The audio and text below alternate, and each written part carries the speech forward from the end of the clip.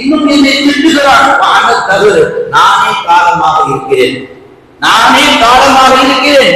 எதில் அம்பு காரியம் அனைத்தும் என் கைவசம் உள்ளது. அடுத்து அல்லாஹ் சொல்லுவான், கல்லிமுல் லைல வன்னஹார், இரவை நான் பகலிலே புகுத்துகிறேன், பகலை நான் இரவிலே புகுத்துகிறேன். பெரும் பெரும் படைப்பை படைத்தவன் நான்.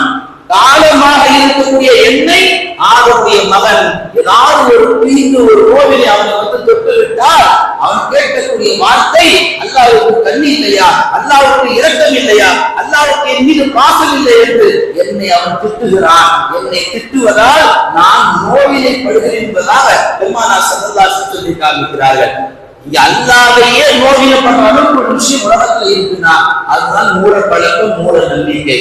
நல்லடியார்களே, நாம் நமக்கு சொல்லப்பட்ட நேரத்தில் செய்ய வேண்டிய அமல்கள் செஞ்சாலே போதும். நாம வாழ்க்கை வாழ்க்கை ராஜ வாழ்க்கை. இஸ்லாத்துல 5 வரை தொழுகை டைமிங் தான் வச்சுக்கிறோம். அதை விளங்கணும்.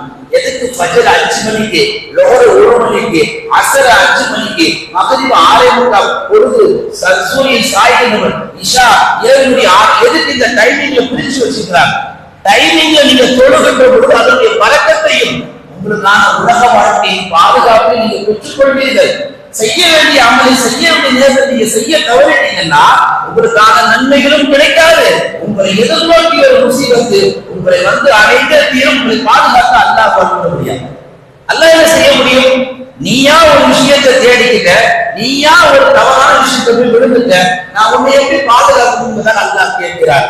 என்னைக்கு அல்லாஹ் நல்லடியார்களே, சஃபர் என்பது வெற்றி மாநிலத்திற்கு எத்தனையோ சான்றுகள் இந்த மண்ணிலே அரங்கேறியிருக்கிறது.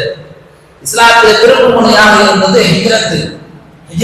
அந்த ஹிஜ்ரத்து பயணம், அந்த ஹிஜ்ரத்து பயணத்தை பெருமானார் ஸல்லல்லாஹு அலைஹி வஸல்லம் அவர்கள் அபூபக்கர் ரலியல்லாஹு அன்ஹு அழைச்சு கொண்டு சஃபருடைய 27ஆம் பிறையில் தான் மக்காவை விட்டு மதீனாவுக்கு குடிபெயர்ந்தார்கள்.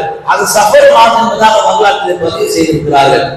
அதே இந்த மண்ணிலே முஸ்லிம்கள் மக்காவிலே சஹாபாக்கள் வாழ்கின்ற பொழுது அவருடைய கரங்கள் கட்டப்பட்ட நிலையில், அவர்கள் எதிர்த்து போராட நிலையில் பொறுமையாக இருக்கும் என்ற கட்டளையின்படிதான் சஹாபாக்கள் வாழ்ந்தார்கள்.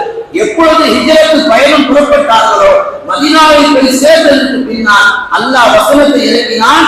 ஜிஹாதை அல்லாஹ் கடமையாக்குகிறான், போரை கடமையாக்குகிறான். நீங்கள் அநீதம் இழைப்பதற்கு எதிராக போரிடலாம், உங்களுக்கு ஜிஹாத் அனுமதி என்ற ஆயத்தும் அல்லாஹ் எப்பொழுது இறக்கினான்?